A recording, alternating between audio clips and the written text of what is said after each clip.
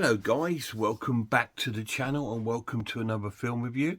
Tonight we're looking at a film that I picked up not so long ago. A film that I've been on the hunt for a while because it's been quite hard to find here in the UK, and it's The Haunted House of Horror. Now this is a Tigan film, and you'll watch, because at the moment 88 films seem to be going through a revamp of releasing Tigan films, and I bet you any money they'll re-release this on 4K or something, and then I'll be absolutely gutted. But no, I'm not going to be gutted because I've managed to pick it up. Now this is, I'll tell you a little bit about the film before we go through it.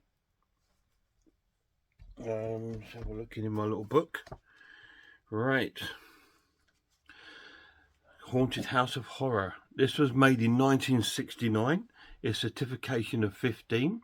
Runs for 92 minutes. It's directed by and written by Michael Armstrong, starring Frankie Avalon, who's an American sort of singer, Jill Howarth and Dennis Price. And also it's got other like Richard Sullivan in there and people like that. I think it's even got George Sewell in it as well. Cinematography is by Jack Achela, and the music is by Reg Tilsley. Now, I saw this a long time ago. Forgot everything about it because it was a long time ago. I think I saw this in the 1980s, and I've not seen it since. And it's one that's really ran off my radar until recently, when I've sort of seen a few documentaries and documenting this, and I remember that film, and I've been searching for it since. So this is the Blu-ray edition, released by Screenbound. It comes with the Blu-ray disc, it comes with a booklet, it comes with a poster, and it comes with some lobby cards. So it's pretty cool. I managed to pick it up with all that intact still. So I'm really chuffed with that. Was it worth the hunt down? Was it worth waiting for? Hell yeah. It's a great film. And I'm really glad I picked it up. It is set in the swinging 60s London. And a lot of it is, like at the beginning, it's based around Carnaby Street, where we start to see our sort of like our teenagers all working the different sort of Carnaby sort of fashion shops, because Carnaby Street in the 60s was a very popular area, and it has been ever since. It's always been like a genre area, like in the 60s and at the mods. And that used to go there. And in the 70s, you had your rockers going there, and then you had your punks going there, and now it's still got that sort of feel to it, and there's still some mod shops around there and stuff like that, but it's not as like it was back then, when it was really a sort of genre area for people that liked certain types of music and stuff like that, and used to hang out there. It was a hipster sort of place to hang out. And it sort of starts there, and we meet some of our sort of teens, and we meet the sort of like one of the main guys and his girlfriend, and a girl that works in the shop who fancies the guy, and all this sort of thing. So we meet all these characters, and the main two that we first meet go to a cafe, and they start talking about going to a party at night, and he wants to go out with his friends for a drink because one of his friends is getting married, so they're going to go out for a drink pub, and he goes, I'll meet you at the party later, and she goes, oh, you're going to just turn up drunk and all this. So we meet these, and then we see the other girl that works in the other shop being stalked by an older man. I think his name is George Sewell, I think the actual actor. I can't remember, but I've seen him in loads of things. I remember him specifically from the Jasper Carrot comedy series, The Detectives. He was in that. Anyway, he's sort of stalking this girl, and they have a conversation when she finishes work, and they've been seeing each other, and he's a married man. He's been having an affair with this young girl, but she's had enough. She wants to move on and find someone younger, but he's prevalent. No, you know, I'm not. You can't just brush me away just like that. I will stalk you wherever, sort of thing, you know. And it's like this. He makes all these sort of threats to follow her around, and so these two sort of separate little storylines are going on, and then we sort of like jump to the evening where the guys are at the pub and they're sort of having a sing along in the pub, and because it's, well, like I said, one of his friends is getting married, so they all get absolutely drunk, and there's a party going on at a house where Richard Sullivan is at with the girls are there, and we meet our other characters, the other sort of blonde girl and Richard Sullivan's girlfriend. We meet her, and we meet some of the other sort of main characters of the film. Eventually, the lads leave the pub, and the main guy's already drunk and paralytic, and they go to the party. And we meet our Frankie Avalon. He's there playing this American guy who's dating this sort of blonde English sort of like girl, you know. She's dressed typically like it's all dressed like an Austin Powers film. They're all dressed like they're in an Austin Powers film. It's that sort of era and fashion was in the swinging 60s. So all the girls were wearing sort of like mini dresses, and the guys were all in these sort of like flamboyant sort of colours, and, you know, like yellows and browns and all these sort of like really sort of hippie, psychedelic-y sort of colours and things like that. And it really brings an atmosphere to the film like no other. And you've got that 60s music, not like music that you'd think of like the Beatles and that. It's all the sort of psychedelic-y sort of like hipster sort of music, and you've got that sort of playing at the party, and they're all doing their 60s dancing and stuff, but it brings a real sort of like charm and atmosphere to the film, which I love. Anyway, our guy turns up at the party drunk, so they put him into a bedroom and to let him sleep it off. And the girl that is being stalked by the older guy, she turns up at the party, and she goes in and sort of comes on to the guy laying on the bed saying, I think they used to date. And she says, oh, I really want to go back out with you again. And he goes, no, I'm going out with Dorothy. And that's the other young girl that he's seeing at the moment. And Dorothy is at the party, but she's unaware that he's there yet. Anyway, eventually he sort of miraculously sobers up and comes down and meets up with Dorothy, and all the rest of them are all sitting in a corner, all bored out their faces, and they decide to go to this house, which is supposedly to be haunted. And so the young girl is with Frankie Avalon says, oh, this is an amazing idea. So off they all go into their cars, and they zoom off to this house, and then they're being followed to the house by the older guy that's stalking the younger girl, and he's following behind. Anyway, they turn up to the house, and we go inside, and it's very typical. It's very creaky doored. It's very cobwebbed and dusty and very dark, hardly any lighting in there. But luckily they find some candles, of course. So they all light candles, and they all go rooting through the house. And the girl that's being stalked by the guy, she's a bit fed up and she wants to leave. So she leaves. And she leaves the party and goes on her way, and she thumbs a lift on the motorway back into London. And the rest of them having a look around the house, and then they decide to do a séance, of course, as you do.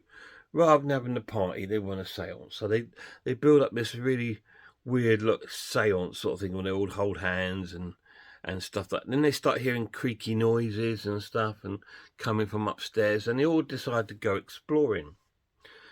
Then our guy, the main guy that was drunk at the party, is now sobered up.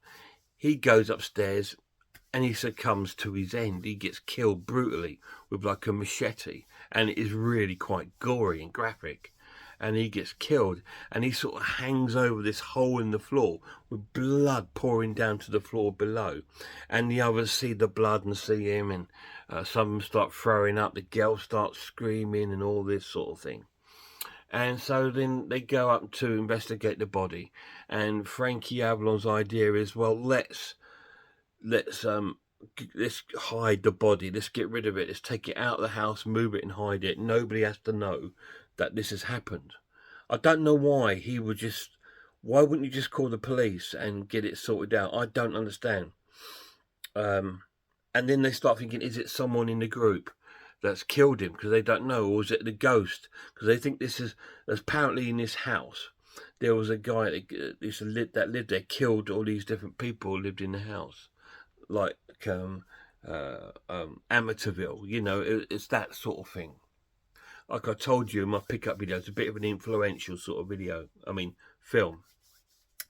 And so eventually they all agree with him. Like, I know what you did last summer. Okay, so they're all going to go and get this body and move it and hide it. And so that they do that and get out there. And then we cut back outside, and the police are start investigating a day or so later the missing person. So they go off on their hunt looking for the missing person, and all these kids are trying to keep quiet about it, but they all keep talking about it, just like urban legend, just like I Know What You Did Last Summer and all this sort of thing. They said this film's probably influenced quite a number of films along the way. And all these sort of things are going on. And the older man goes and sort of still stalks the girl and goes and breaks into her flat while she's in it. And she says that she's left his lighter or something there at the house. And he goes mad. He goes, well, that implicates us with being at that house and stuff like that. So he goes to the house, the old boy, the one that's been stalking the girl, looking for the lighter. And he succumbs to his end. And all these sort of things are all going on.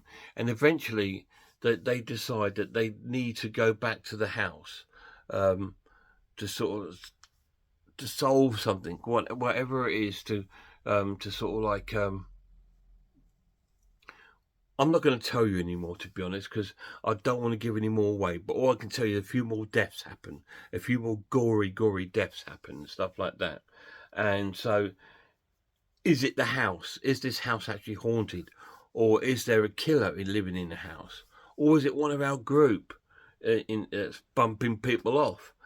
You need to watch it and find out if you can get hold of it.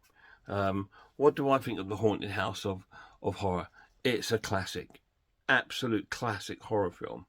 It's up there with the classics in my humble opinion, and it's absolutely fantastic.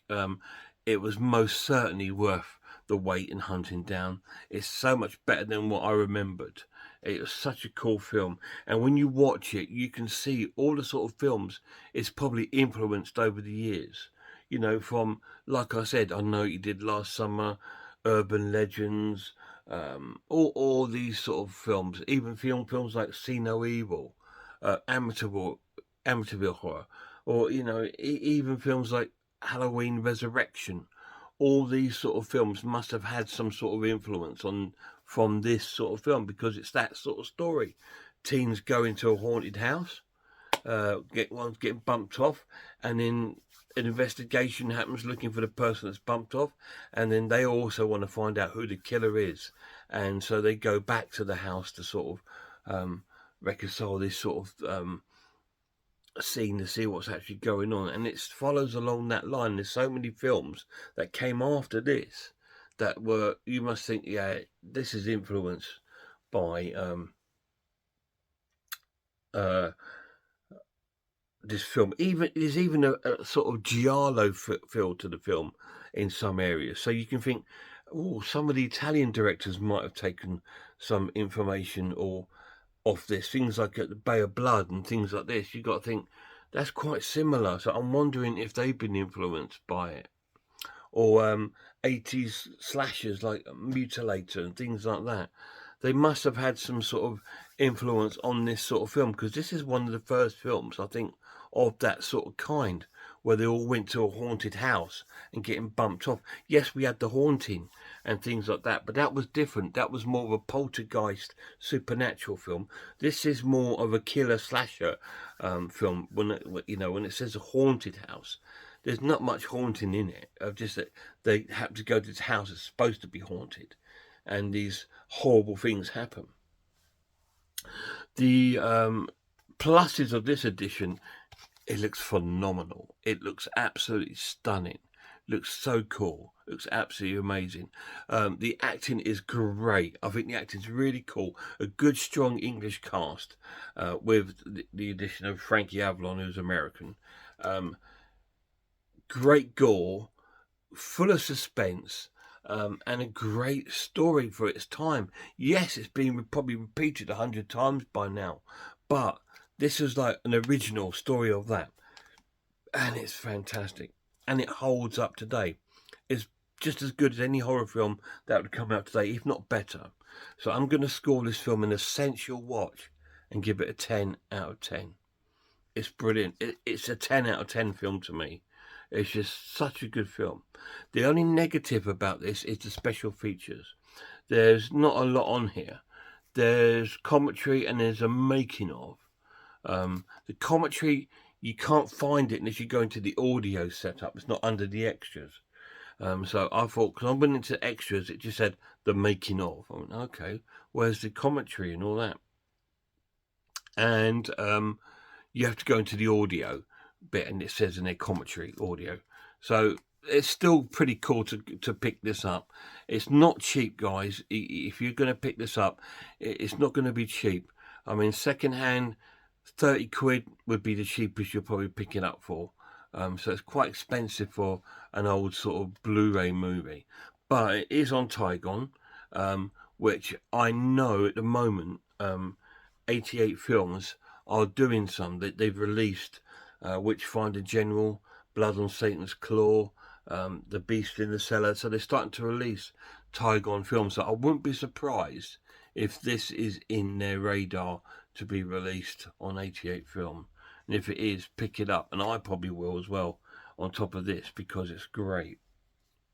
And it does have that sort of, that Tygon feel, that their sort of films are quite lavished and they're quite well acted with a good cast, and this is no exception. Haunted House of Horror, 10 out of 10. Any of you guys seen it? If you haven't, let me know down below. Yeah, I know it's been quite a long review, this one, but it's such a good film, and it's a film I've been wanting to pick up for quite a while. To say, because I've been seeing it in as being shouted out as influential in quite a few sort of documentaries and stuff that I've seen, sort of Mark Gatiss documentaries and stuff like that. So I was like, I think I've seen that film. I can't remember. Then I started to look for it online, and everywhere, no one had it anywhere. I just think, oh my God. And when I seen it like on eBay occasionally, it was all like 60, 70 pound and going for silly money. The only reasonable place was CEX, but it was always out of stock. But I found one in Huddersfield, and I just went, okay, I'm having that. I'll grab it. I didn't care about the price, but I want that. So I picked that up. It wasn't 60, 70 pounds. It was at the lower range of the price range. But and I'm so glad I did. It's such a cool film, and it's gonna really be great in my collection, because it's something that I've been after. You know, when you get one of those films, you think, I really want that for my collection, because it will just be so cool to actually have it. Because when you're building up your horror collection, there's certain titles that you really want in there to sort of like, yeah, this doesn't feel complete without this title in there. And this is one of those titles. So I was so glad to pick it up, and eventually I have, and it's in my collection now. Guys, check out some more horror channels for me. Check out Horror Hands, Horror Geek, Man v Film, RS Designs, Pizzlewell. I'm Ice Lord, Cat Watches Horror Movies, and Grumpy Andrew's Haunted House. And a massive shout out to my horror loving lad. Till next time, look after yourselves, look after one another, and I really hope I'll see you all soon.